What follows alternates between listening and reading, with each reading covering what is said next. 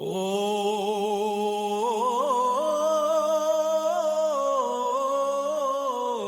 मणिपद्म हूँ ओ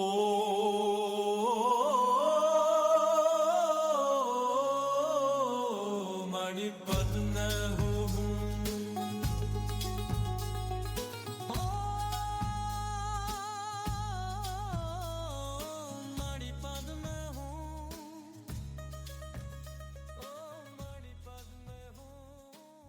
Welcome to the From the Pure Land podcast. This is Mel Pine, and this is episode 36. Buddhism's Moral Framework, Chapter 3 of my forthcoming book, The New Middle Way. On April 10th, I released the epigraph and introduction of the book to listen to or read on my Substack blog or my website, listen to here as a podcast or in one of those two places. The book is scheduled for publication this summer. It combines explanations of Buddhism for beginners with glimpses of the path that has brought me to a joyful life. The portion I shared on April 10th is largely anecdotal. So now I'm releasing a more teacherish chapter. These two sections will remain available via podcast or from one of my websites so that you can sample the book and hopefully want to buy it or recommend it when it's released in the summer. I hope it'll be late July or early August. So here's Chapter 3. The New Middle Way. Chapter 3, Kleshas, the Paramitas, the Brahma Viharas, and Karma, How Not to Live and How to Live. If you're uptight about Buddhist jargon and Sanskrit words, my intention in this chapter is to help you relax about the jargon as you learn the core Buddhist teachings about how to live. Consider it gentle immersion therapy. Instead of commandments and sins, the Buddha talked about skillful and unskillful, kusala and akusala in Sanskrit, actions.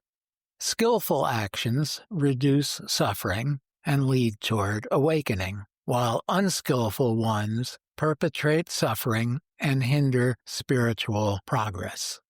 This framework emphasizes pragmatism over rigid moral rules, focusing on intentions and outcomes rather than notions of good or evil. Translations of the Buddha's words into English are fraught with opportunities for misunderstanding. Some translations have him using the word evil in this context. Although I'm no linguist, my understanding is that the words he used might be better translated as unskillful or unwholesome. In second-wave Buddhism, the word upaya begins to be used as a slight variation on kusala. Upaya is translated as skillful means, usually used to help others, like a teacher changing appearance or language to reach the specific group needing guidance. In the Lotus Sutra, a key text for the second wave, the parable of the burning house demonstrates upaya. Here's a very abbreviated overview of the story. The Buddha tells of a very rich man who has a huge house that's ablaze. The man is safely outside, but his children are playing inside and are hard to entice away from their games and toys. It's impossible for the man to run in, gather as many children, and safely remove them, so he shouts to them that he has brought them 3 carts that are outside the gate to the house. He describes the specific type of cart appropriate for the age of each child. The children find no carts outside, but the man eventually gives each child a large, bejeweled carriage drawn by a pure white ox. the Buddha makes clear that the Father is not guilty of falsehood. In telling the parable, the Buddha also explains that he tailors his teachings to each level of student. Buddhist ethics are about living skillfully and employing skillful means to reduce the suffering of all beings, which emphatically includes you. You can't heal others if you are broken, although you can serve others while in pain. Jane Wilhelm, a wise and dear friend now long gone, was once asked what she did in her times of despair. Her reply, "Whenever I'm feeling sorry for myself, I go find someone to help, and that makes me feel better." I suspect that Jane, an American who had spent her childhood years in what was then called Burma, and always remembered fondly the Buddhist culture, knew in her times of despair that she was not broken. She may not have named it, but she understood how to access her Buddha nature. Many stories in Buddhism stress that rigid rules need to give way to skillful ways of living. This is one of my favorites. Two monks, one senior to the other, encounter a young woman stranded at a riverbank. Despite their monastic precepts forbidding physical contact with women, the elder monk carries her across the rushing water. They continue to walk on for hours until the junior monk confronts his mentor. "How could you break our vows and touch her?" The senior monk replies, "I set her down on the other side of the river. Why are you still carrying her?"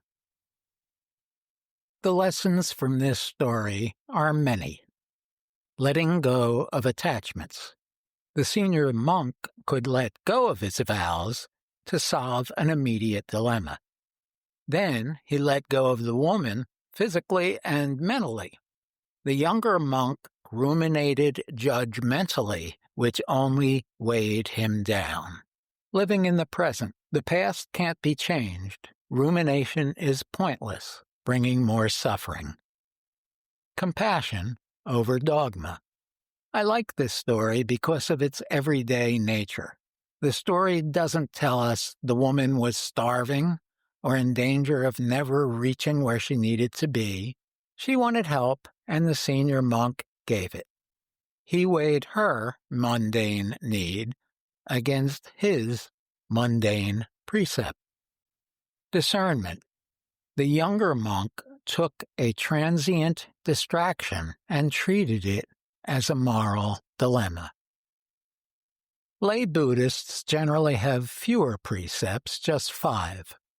We endeavor not to take life, take what is not offered, misbehave sexually, lie, or use intoxicants. These are guides to help us live skillfully. My experience in Buddhist communities is that we don't judge each other's interpretation of the precepts. Some of us don't drink or use intoxicants. Some of us are social drinkers and pot smokers. Some of us believe that psychedelics are an advancement along the path. We are sometimes too laid back for the good of the Sangha and the larger community. You'll find more on that in Chapter 16. It will come as no surprise that Buddhists love to count.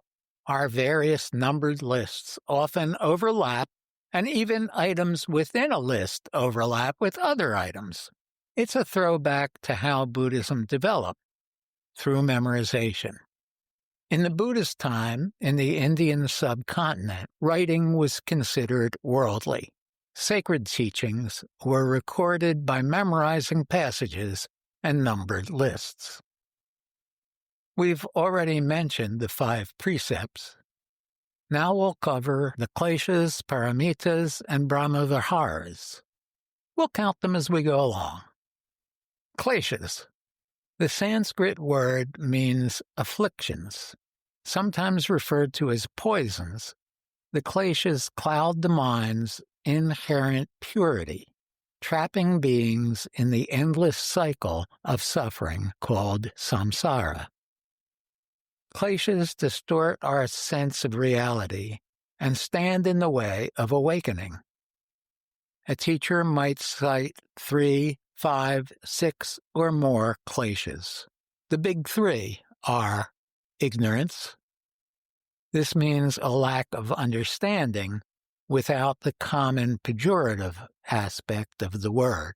In our first year or two of life, the kleshas convince each of us that we are a real and continuing me, that's separate from a real and continuing you and them. Attachment. Grasping at what we mistakenly believe will make us happy.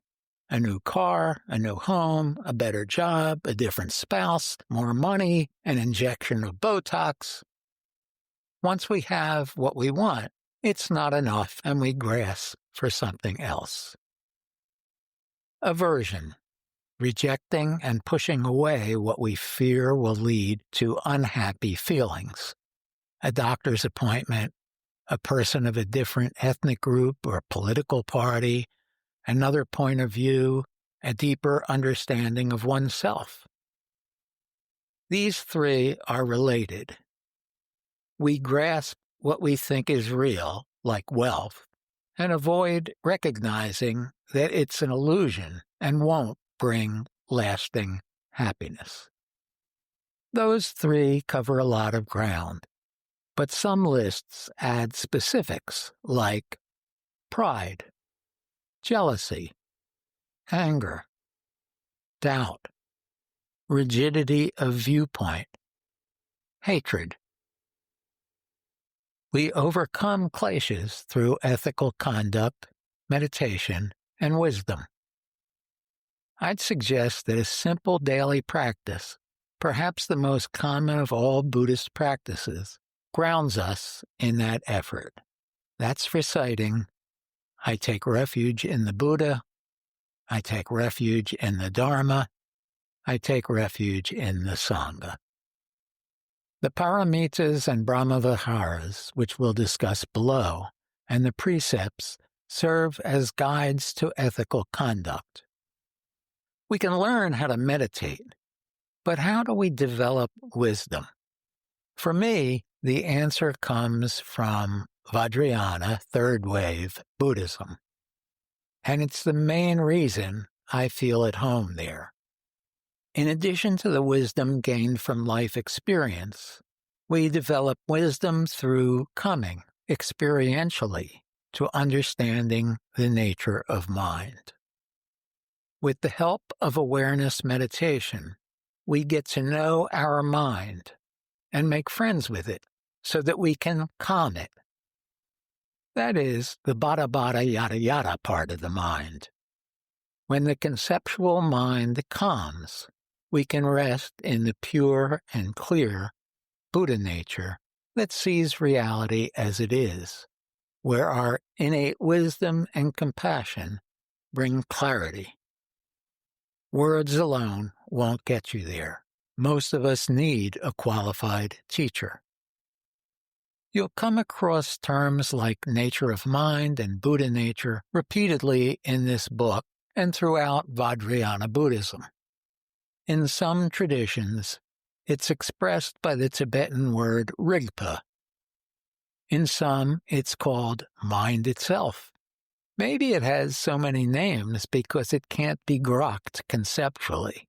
Imagine reaching a state of pure awareness and clarity without distractions like you and me and the thoughts that come and go. Paramitas. The paramitas, which are translated as perfections, are rooted in the late stages of the first wave and early stages of the second, as the emphasis shifted toward transcending self-centeredness and fostering wisdom and compassion. Again, we have a basic number of perfections and various expanded lists. I find 11 worth attention. Here are the big 6. Generosity, selfless giving in every sense of the term. We help others in material ways by spreading the Dharma through acts of compassion and by listening. In the words of Thich Nhat Hanh, the most precious gift we can offer others is our presence. When mindfulness embraces those we love, they will bloom like flowers. Patience. A friend of mine always questions the verb to wait. What does it mean? Are we fixated on something in the future when we could be resting in and enjoying the current moment? This paramita also applies to the time it takes to fully absorb profound truths and to enduring hardships, even those caused by others. Diligence. Our effort is unwavering in acting virtuously and growing spiritually. Meditation. The route to understanding beyond cognition requires some form of meditation and contemplation. Prajna. I'm using a Sanskrit word here for a specific type of wisdom. It's the wisdom that comes from experience, cognitive learning, meditation, and practice. You'll find a different word below for another type of wisdom. Perfections that are sometimes added. Jnana. This wisdom is innate but must be accessed by experiential understanding of the true nature of reality. Skillful means, explored earlier in this chapter. Aspiration. The solemn vow to work for the liberation of all beings from suffering. Renunciation. Classically, this is giving up all worldly possessions beyond the bare minimum. In modern practice, it involves cutting attachments. Loving kindness. This is implied in generosity and wisdom, but sometimes listed on its own. Equanimity, the disposition to remain steady through life's up and downs, sometimes referred to as one taste. Brahma-viharas. The word in Sanskrit translates to divine abidings, but the Brahma-viharas are generally referred to in English as the 4 immeasurables because their impact is infinite, or the sublime attitudes. The teacher Lama Surya Das, fond of wordplay, sometimes calls them the heartitudes. They are loving kindness, an attitude of boundless goodwill toward all beings without attachments or expectations. Compassion, arising from loving kindness, it's a sincere commitment to work to end the suffering of all beings. Emphatic joy, taking delight in the success and happiness of others without envy or resentment. Equanimity, remaining balanced and impartial through life's up and downs, and accepting all beings as equal. The 4 immeasurables are often recited as a prayer along these lines. May all beings have happiness and its causes. May all beings be free from suffering and its causes. May all beings remain unseparated from a supreme joy that is beyond all sorrow. May all beings abide in equanimity, free from attachment, aversion, and bias. Karma. The word karma comes from a Sanskrit root meaning action or deed. Because it carries much misleading baggage in informal Western use, we'll start by talking about the core Buddhist concept of causes and conditions.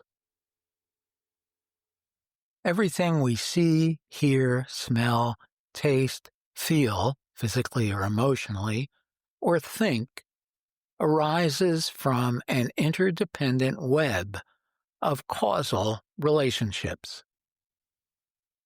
Everything in the world as we know it results from causes and conditions. Everything we do or even think contributes to that web of causality. This results in a process called dependent origination, in which beings are trapped in a cycle of repeated suffering unless they can awaken to and from it. If the idea is new to you, take a deep breath and don't get stuck on it.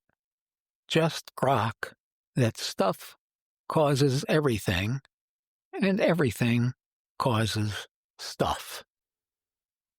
Now think about karma, an action or deed. That's stuff. Every action or deed, even a thought, results from causes and conditions and adds to causes and conditions. Our free will is part of that. If we didn't have any free will, what would be the point of discussing it? Even our free will, though, is influenced by causes and conditions. We need skillful means to cut through our clingings and aversions to exercise our free will toward outcomes that reduce suffering for us and others. That's how I think about karma. No need to complicate it. When I donate money through a charity that sends it directly to a struggling woman in Kenya, I have every reason to believe it will reduce her suffering and improve the economy of her small village, as long as I am doing it out of a sincere desire to help her and her village, and not to gain attention or merely to feel good about myself. That's the beneficial kind of karma. It's good karma for me and the interconnected web. Some teachers break karma down into intention, action, and result. My intention was good. The action was carried out.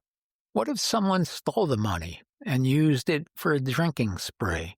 One thing I love about Buddhism is the high value it places on intention. Although ego always plays some role, as noted in Chapter 7, self-reflection keeps me from patting myself on the back too strenuously and ensures that my intention to help others is the primary motivator. I use a reputable charity, give directly in this case, so the action can't be faulted. The result was beyond my control. I'll avoid the intricacies of carrying karma from one life to the next. If I act to add good karma and reduce bad karma here and now, that will benefit me and others in this and future lives. If there are no future lives, I and others still benefit in this one, and I'll die happy. The Buddha expressed this idea in the Kalama Sutta, as translated by Thanissaro Bhikkhu. The Buddha is explaining how following his teachings lead one to feel. If there is a world after death, if there is the fruit and result of actions rightly and wrongly done, then this is the basis by which, with the breakup of the body after death, I will reappear in a good destination, a heavenly world. But if there is no world after death, if there is no fruit as a result of actions rightly and wrongly done, then here, in the present life, I look after myself with ease, free from hostility, free from ill will, free from trouble. I'll close this chapter with a thought to consider about karma, and perhaps about all the teachings on ethical living. It's a quotation from Dominique Side, a friend and expert in middle way Buddhist philosophy. When we think of karma, we tend to think of big decisions and choices, identifiable concrete things we do that we understand will produce consequences. But we are unlikely to think seriously about the moment-to-moment decisions, choices, and actions that we make all of our life. And yet it seems to me that those are the actions that create the texture of the future.